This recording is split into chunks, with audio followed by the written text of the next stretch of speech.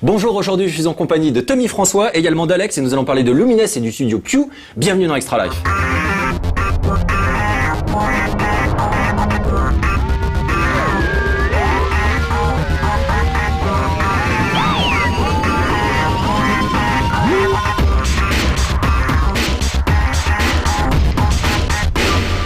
Tommy, déjà ça fait plaisir de te recevoir en plateau. Donc il y a pas mal de gens à mon avis ici. Flashback, ouais. Il y a pas mal de gens ici qui te connaissent, hein. T'es passé à Game One, etc. Est-ce que tu peux nous faire une sorte de mini topo, on va dire, de ton parcours dans le jeu vidéo?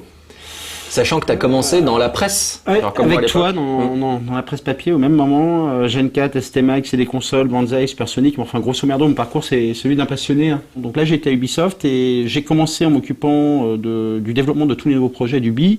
Et puis, j'ai créé un pôle qui s'appelle Ubi IP, dans lequel on fait pas que les nouveaux projets. Je m'occupe aussi de toute la déclinaison en transmédia, les films, les trucs. Et puis, on s'assure aussi d'essayer de faire des meilleurs jeux, pas que des portages, des trucs qui sont complémentaires, qui te font découvrir une autre facette de l'univers, telle chose, de faire de la quali, qu'est-ce qui est iconique, enfin bon. Du coup, tu fais beaucoup de relationnel avec des studios de développement, énormément. Type Q. Alors, est-ce que tu veux me parler un petit peu de la relation avec Mizuguchi, avec des Japonais, ce qui ne doit pas être évident non plus, et comment tu travailles exactement avec eux, et quel était ton premier contact déjà avec Q, tout simplement? Alors, premier contact, c'était au TGS 2009, je me plante peut-être sur les dates, mais je crois que c'est à peu près ça. Je connaissais déjà Mise du temps où j'étais dans la presse, parce qu'au moment de la sortie de Lumines PSP, j'avais fait des interviews, je bossais à Game One et j'avais voulu mettre le clip sur MTV et toutes ces choses-là. Donc on avait un petit historique, il est venu me voir, et puis il faut quand même savoir qu'à la base, je suis un ultra méta-fan de Rez, et en plus je mixe de la musique électro. On suit un Game One. Le transvibrator. Il a ramené le transvibrator. Exactement. J'étais à fond du transvibrator, j'avais la bande originale, j'essayais de faire découvrir de la musique électro, il y a Kanichi, il y a des mecs que j'adore de toute manière sur cette bande originale. En plus je mixe de l'électro dans mon temps perso, enfin bon, c'est le jeu pour moi, de toute manière. Et puis, et donc je l'adorais. Donc au Tokyo Game Show, j'essaie toujours de rencontrer un maximum de développeurs et voir s'ils ont des concepts. Moi, je considère que mon taf, des fois, c'est aider à ce que les choses existent. Ça semble con, mais dans la création, c'est sans doute le plus important parce que si t'as pas les contacts, que tu sais pas t'y faire, et puis il faut beaucoup d'énergie pour aller vendre du projet à droite à gauche. Et tu sais, je connais 700 créateurs qui ont vu 800 compagnies. Et ils appellent, ils sont pas rappelés, rien. Enfin, tu vois, tout tombe dans des sortes de void et les choses se font pas. Donc moi, j'étais dans le principe plutôt, bon, écoute, on va aller chercher. Je vais essayer de championner ces trucs-là. J'ai rencontré Mise qui, à l'époque, m'a montré son idée. Ça s'appelait Eden avant de s'appeler Child of Eden. Puis il me dit, voilà, j'aimerais bien faire une suite, mais bon, je sais pas encore trop comment, ni quoi, ni quel thème. Et qu'est-ce que t'en penses? Alors, il y a une partie de moi qui, je trouvais ça bien pour Ubi parce que c'est des jeux créatifs, c'est bon pour l'image, on peut être fier de faire des jeux comme ça. Ça peut attirer d'autres créateurs parce qu'ils voient qu'on prenne des chances sur des choses où d'autres éditeurs ne prendraient pas de chance. Je lui ai dit, bah écoute, ok. Et on a pris 4-5 mois pour travailler la vision créée ensemble. Les thèmes, on savait qu'on voulait quelque chose dans le contexte de l'actrice, plus positif et tout. Donc ça a commencé par énormément de coups de fil. On l'a préparé le 6 janvier 2010, on l'a présenté à Yves Guillemot, qui est notre président, et Serge Asquette, qui est mon patron, le directeur créatif monde d'Ubi. C'était drôle comme réu, quoi. Il y avait plein de trucs tripés sur les murs et tout ça. Et on leur a vendu Child of Eden. Ils ont dit oui tout de suite aussi parce qu'ils ont un respect énorme pour le travail de Mizuguchi. Il est ultra fan de Lumines, Serge, ultra fan de Sega Rally, ultra fan de tous ces jeux. C'est un mec qui a le flow en lui. En fait, le flow, c'est le terme qu'on utilise pour dire la notion de plaisir, en fait, quand on joue à un jeu vidéo. Donc on a fait ça, et alors là, c'est énormément de voyages au Japon. Et la conception, donc il faut se parler presque tous les jours, parce que quand tu parles en création, si tu utilises de mauvais mots, t'es mal compris. En plus, quand tu parles deux langues différentes, ça va très vite pour que quelque chose soit mal compris. Et puis, en plus, Mizuguchi, c'est un mec qui prend son rythme. Donc il faut l'accompagner dans ça. Il aime bien se ressourcer dans les bambous. Je l'avais déjà raconté à Thierry dans le cadre d'une interview. Voilà, ça nous est arrivé d'aller dans la forêt, nous asseoir au milieu des bambous, écouter le vent faire c'est quand même sympa, parce qu'en tant que journaliste, on a moins l'occasion de le faire, ça, quand même. Ouais, non, mais vous faites trimballer en voiture, là, c'est quand même 2 heures à écouter les bambous, bon, non, t'es là, genre, ok.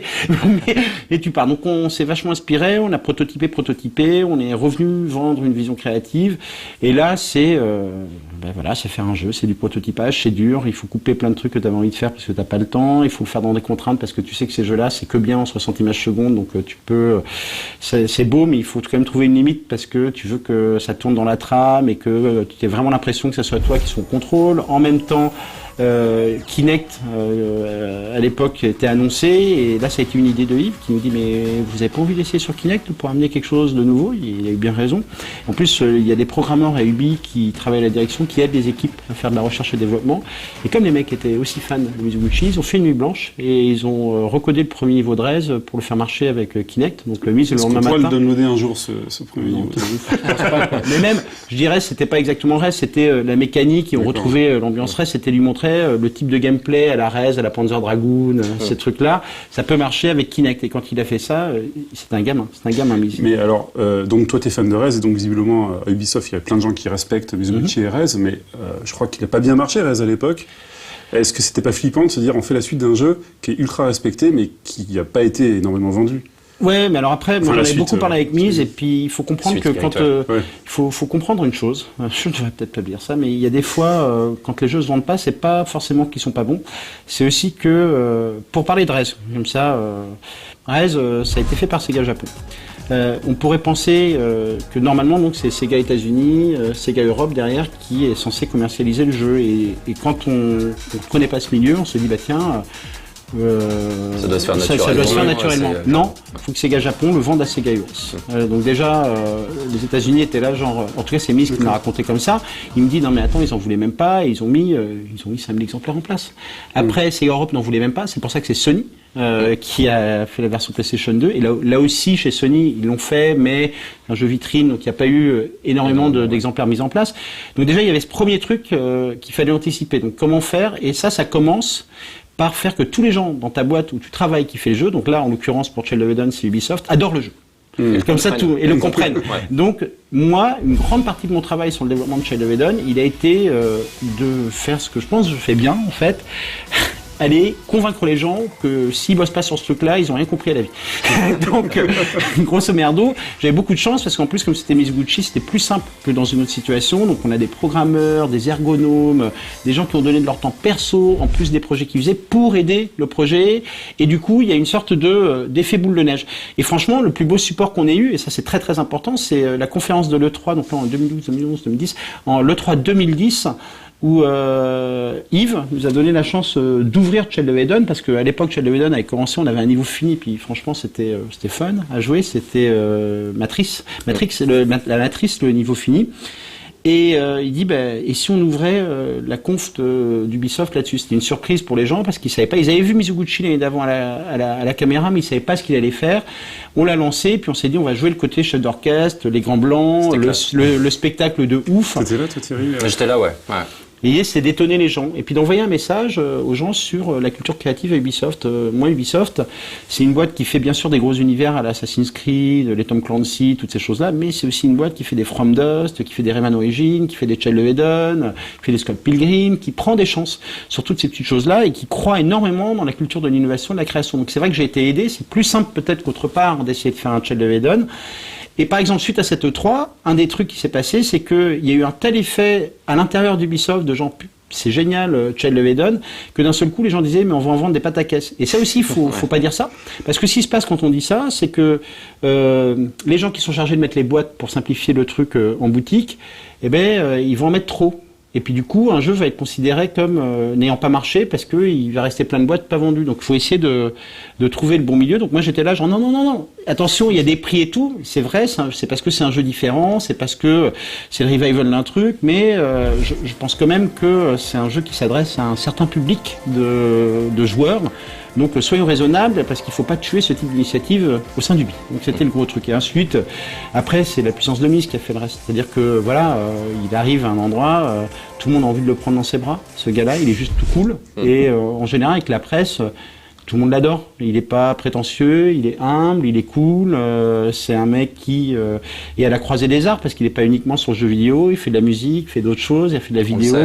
Voilà. Donc du coup, ça a vachement aidé et ça s'est bien passé. Je cherche du bois parce que je vois que c'est à côté. Il y en a derrière. Voilà. Et c'est vrai que ça s'est bien passé, qu'on est content. Là, on a une nomination au BAFTA pour la plus belle innovation. Donc on va voir. On est en concurrence avec nous-mêmes, avec From Dust. Et pourtant, Eric et Shai et Mizuguchi s'adorent. Hein, donc on verra qui va gagner. Et voilà. Et donc c'était vraiment. Et puis le truc sous-jacent, c'est la synesthésie. Qu'est-ce que ça veut dire aujourd'hui? C'est le grand truc avec les couleurs, de faire relever les thèmes. On voulait, nous, notre grand truc, c'était que les gens jouent. Et à Rez, c'était un jeu hypnotique. Donc on s'est branché ou pas. Avec Child of Eden, la focalise était un peu différent. Il y a toujours ce côté hypnotique, mais on voulait surtout que les gens aient le sourire quand ils aient fini un niveau. Je sais pas, moi j'ai l'impression qu'il y a quand même vraiment un énorme changement. Quelle évolution. J'aurais jamais imaginé Ubisoft produire le premier Rez à l'époque, en 99, sur Dreamcast. Ça me semble complet. Et là, ça semble presque normal. T'en parles, oui, on va voir Mizuguchi, mais en 99, Ubisoft ou quelqu'un d'autre, en Occident, dur. Qui y serait allé, quoi? Oui, le truc avec le jeu vidéo aussi, c'est que c'est pas le jeu vidéo d'avant. En fait, maintenant, il y a plein de joueurs différents, donc il faut aussi... faut savoir s'ouvrir. Faut savoir s'ouvrir à certaines choses. Et tu sais, le truc de boîtes comme Ubisoft, c'est que on a toujours l'œil tourné vers l'avenir. C'est dur de prendre des paris. Il y a des jeux où on met des années et des années pour les faire, donc on prend des paris technologiques sur les trucs de dans 5-6 ans, et de faire des projets comme Child of Eden. Eh ben, c'est s'ouvrir à une culture créative, la culture japonaise. Donc on peut apprendre. Ça marchait dans les deux sens. Nous, on était super contents parce que Mizuguchi faisait un reportage justement avec la NHK, qui est une chaîne japonaise, qui était sur le mélange des cultures créatives et comment ils bossaient avec Ubi. Et c'est vrai que là, on a vraiment bossé en coproduction. C'est pas un éditeur qui a demandé à Q de faire un jeu. C'est on contribuait énormément des deux côtés. On bossait main dans la main. Et nous, on a appris des choses de Q sur la synesthésie, la musique, le call and response. Ça, c'est des trucs que lui connaît vachement bien, Mise. Nous, c'est méthodologie, prototype, parce qu'à l'époque, leurs outils n'étaient pas géniaux. Enfin bon, peu importe, des problématiques de production. Et on partage comme ça. Et en l'occurrence, Mise s'épaulait vachement sur moi pour tout ce qui est évangéliser, convaincre les gens. Il était là genre, vas-y. Toi, je sais que tu lâcheras jamais le truc, t'es un cerbère. Et en effet, quoi, je l'ai pas lâché, puis ça marchait bien. Et avec Mizuguchi, au fil des années, tu sais, quand tu fais un jeu comme ça, il y a des moments de bonheur, il y a des moments de souffrance, parce qu'il y a plein de choses que tu veux faire que tu ne peux pas faire, ou tu peux pas avoir les sous. Enfin bon, c'est toujours des histoires différentes. Puis on est devenus amis. En plus, c'est arrivé à une période de ma vie, moi, où il y avait un gamin, plein d'autres choses, il a pu le découvrir ensemble. Et puis, quand on fait un jeu avec Mizuguchi, on va vivre des moments exceptionnels. Et c'est pas forcément quand on fait le jeu, c'est dans tous les à côté. C'est-à-dire qu'on fait des réunions et puis on va au restaurant pour fêter une réunion qui s'est bien passée parce que le projet a le droit d'aller plus loin, ça peut s'arrêter du jour au lendemain. Et on allait au resto, puis le soir, je me souviens d'un soir en janvier, il y a 2 ans à peu près, il neigeait de folie. On va au resto et puis on était avec plusieurs personnes de Q, avec ma femme Nadia, puis on marchait dans les rues et Mise était là, genre il neige, c'est trop cool de voir Paris sous la neige. Et on a marché 4 heures à enregistrer les bruits de la neige qui tombe, enfin des trucs à la Mise. Quoi, t'es là genre ok bon bah et ça laisse des souvenirs indélébiles parce que c'est absolument génial, c'est absolument génial. Pareil, on a après l'E3 dernier, on est resté avec Thierry à l'E3 et puis on est descendu voir un ami à moi de l'époque Shiny. Avec Mise, et puis on a été faire du disc golf avec un autre ami à nous qui s'appelle Victo. Enfin voilà, je sais pas, c'est pour faire des bons jeux, l'humain pour moi c'est vital. Faut comprendre la personne qui est en face de toi, sa culture créative, ce qu'elle aime, comment, parce que sinon tu vas pas dans le même sens et surtout t'as pas le respect de l'autre. Donc si tu l'écoutes pas, tu sais pas ce qu'il veut faire. Et ça passe pas que par les séances de travail, ça passe énormément par tout ce qu'on fait à côté, parce qu'on découvre vraiment le vrai côté humain des gens. Mais bon, ça c'est moi ça. Parlons un petit peu de Lumines. C'est donc Lumines Electric Symphony là qui vient de sortir sur Vita. Donc on a l'occasion de l'essayer un petit peu. Est-ce que tu nous parlais est-ce que du coup le fait d'avoir travaillé sur Child of Eden, ça a aidé quelque part le développement de Lumines sur PS Vita? Mais c'était l'idée en fait. On ne voulait pas. Ça aussi c'est Ubisoft. C'est Ubisoft aussi, ouais. Oui, tout à fait. Mais justement parce que moi dans l'idée de ce que j'avais vendu en tout cas à la direction d'Ubisoft, c'était d'essayer de créer une relation sur le long terme parce que quand on se connaît bien, c'est comme la métaphore est pourrie, mais j'espère que la deuxième fois qu'on se marie, si on doit se divorcer, on a au moins appris quelque chose. Donc quand on fait une création, on est censé avoir appris par reproduire les mêmes erreurs. Ouais. Et malheureusement, souvent, dans les relations éditeurs-développeurs, ça change et on construit pas. Et moi, avec Mizuguchi, on avait envie d'essayer d'inscrire ça dans la durée, d'apprendre. Et donc pendant qu'on faisait Child of Eden, il y a l'annonce de la Vita, et historiquement, Lumines, c'est un jeu PSP. Un jeu PSP, c'est un jeu PSP que tout le monde associe à ça, tout le monde y a joué. C'était tout à fait dans la PSP, c'est portable, t'écoutes de la musique, t'as un trip visuel, c'est passer le temps. C'était parfait pour le métro, pour plein d'autres choses. Donc quand on a vu Vita, alors on était dans la merde quand même, parce que on avait très peu de temps. On avait la version PlayStation 3 de Child of Eden à faire avec Move et de la 3D stéréoscopique. Et ça, on a fini pour septembre. Voilà. Et puis il faut imaginer que quand un jeu sort en février, nous il faut qu'on les finisse en décembre, parce qu'il faut en fait l'envoyer au constructeur et que les jeux soient faits et tout. Donc, parce que c'est encore un jeu en physique. Hein. Hein, de quoi ? Ce qu'on peut montrer, c'est encore un jeu physique. C'est un jeu physique. C'est encore un jeu physique. Tu peux le télécharger également. Ah, on peut le télécharger aussi. Je crois, à mon avis, on peut le télécharger. Je suis même pas sûr. Donc, C'est vous qui savez mieux que moi en fait. Voilà. Donc ça, faut le produire, du coup, faut le fabriquer. Faut le fabriquer, ça prend du temps de faire tout ça. Et en plus, il y a toute une série de règles quand on fait un jeu sur une console qu'il faut qu'on respecte, il y a enlever les bugs. Enfin, c'est un très long processus. Donc, on avait commencé un peu avant la fin. Aussi, nous, on croit dans l'innovation, donc il fallait pas non plus que ça soit un portage débile de Lumines en utilisant les vieilles tracks, les mêmes trucs. Il fallait faire évoluer le style, il fallait utiliser écran tactile, fallait... on avait, avec Mise, on a un truc qu'on n'a pas pu faire dans Child of Eden, c'est qu'on voulait mettre plus de features sociaux online. Au final, c'est pas du tout comme ça, Child of Eden, mais on n'a pas eu le temps de le faire. Dans Lumines, pour nous, c'était apparent qu'il fallait mettre du Street Pass, qu'il fallait faire de l'asynchrone. Quand j'allume ma console. On peut dire ouais, c'est Nier. C'est Nier, oui. À force de collectionner des chapeaux sur 3DS, je dis Street Pass partout. D'accord. Mais, donc sur Nier, et donc l'idée là, elle était de dire, Thierry et moi, on est amis, on a tous les deux une Vita, je veux quand il allume son Lumines qu'il voit si j'ai eu un meilleur score sur tel skin, de telle manière. Il y a un système d'expérience maintenant, c'est ça ? Oui, il y a aussi tout un système de points d'expérience. Là, c'était pareil. Tu peux te comparer aux autres, tu peux offrir des choses aux autres à travers Nier. Enfin, on voulait qu'il y ait plus d'interaction et surtout un truc dont on est super fier. Et on a des challenges globaux, c'est-à-dire que la Terre joue, comme on peut repérer certains trucs, on compte les choses et c'est un peu comme dans Nobi Nobi Boy. C'est toute la communauté qui débloquait la prochaine planète. Et ben là, c'est pareil. Ouais. Voilà. Et on a mis quelques nouveautés. Alors là, c'était marrant sur Lumines parce qu'on s'est retrouvé confronté à un truc qui est: est-ce que l'innovation c'est vraiment génial dans un Tetris? Dans un puzzle game. Dans un puzzle game. Parce que si tu mets trop de nouveaux trucs, et c'est vraiment des jeux mécaniques qu'on joue pendant des heures, des puzzle games. Là, pour avoir essayé un petit peu les innovations à l'écran tactile, j'ai pas trop compris quoi. Voilà, mais j'ai joué comme d'hab.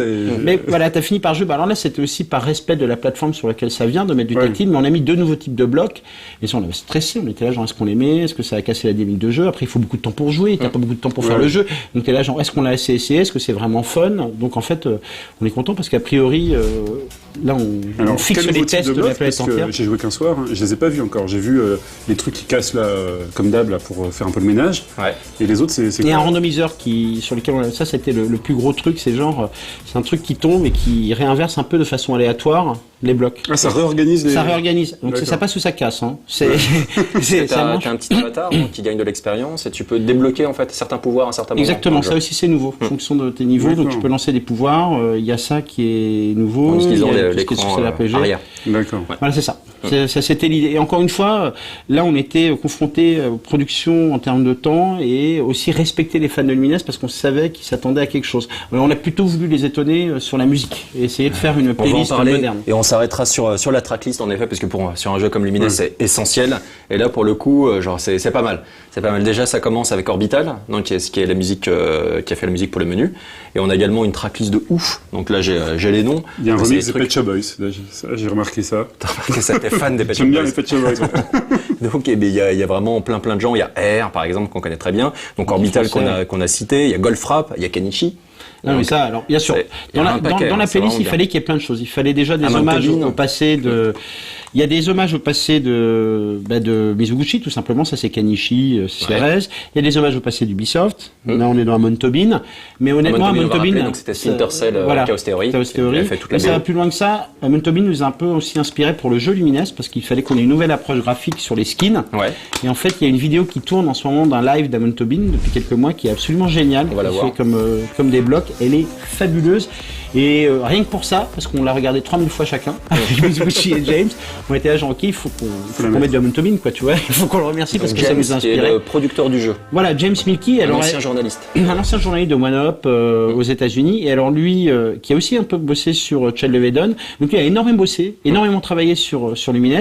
Et avec lui, on a passé des journées entières chez moi à écouter de l'électro et à se dire ok, alors moi j'étais là genre attends, tu connais ça? Ben là justement Orbital, alors ça c'était moi qui étais à fond. Faut savoir que Orbital, je surkiffe ça. On n'a même pas expliqué le concept de Lumines, mais je pense que les gens connaissent. Non, c'est bon, et de toute façon on en parlera dans d'autres émissions. Non, mais moi j'adore Orbital parce que j'ai été voir un festival d'électro en 98 qui s'appelait Coachella, où il y avait certains des artistes qui sont là. Il y avait BT, qui est un artiste que j'ai découvert là-bas. Il y avait Orbital et avec un autre très bon ami à Thierry et moi qui s'appelle Jean-Michel. On était fous d'Orbital et on pensait qu'Orbital ça faisait des vraies images dans la tête, ça racontait des histoires, enfin bon, bref. Idéal pour un jeu comme Lumines. Idéal pour un jeu pour Lumines, donc c'était clair qu'il fallait le faire revenir. Et puis alors, les Chemical, moi j'y tenais spécifiquement parce que c'est peut-être un des plus beaux moments musicaux de ma vie. Et puis c'était dans le désert, Coachella. Et je me souviens que c'était après une pause. Encore une expérience mystique. C'était 48 heures d'électro. Et sur les 2 jours, il y avait une pause à chacun des jours. Un des jours, ça a été Rage Against the Machine. Bon, c'est pas vraiment une super pause, ça bouge à fond. Ouais. Mais surtout, on s'est retrouvé toute l'électro. Il y avait 5 scènes, c'est arrêté. Il y a Ben Harper qui a joué pendant 1 heure à la guitare. Je sais pas si t'imagines, pendant le coucher de soleil. Moment mystique. La nuit tombe. Donc, tu as les étoiles et tout. Et puis là, il y avait un triptyque d'écran. Je m'en souviendrai toujours, avec des couleurs qui commencent à flasher et des ombres de mecs et de nanas en train de danser. Puis t'entends « Hey boy, hey girls ». Et là, t'as 20 000 personnes qui commencent à sauter en truc. C'est genre, c'est juste pas possible. C'est un des plus beaux moments de ma vie de clubbeur, on va dire. Et c'est pour ça qu'il fallait que ça soit là. C'est pour ça qu'on l'a montré au TGS, parce que on trouvait que ça appelait, que c'est la synesthésie. C'est vachement dans ces sons-là. Peut-être, tu voulais... il y a une idée géniale quand même. Ouais. Il y a un pourcentage de clear. Ah oui.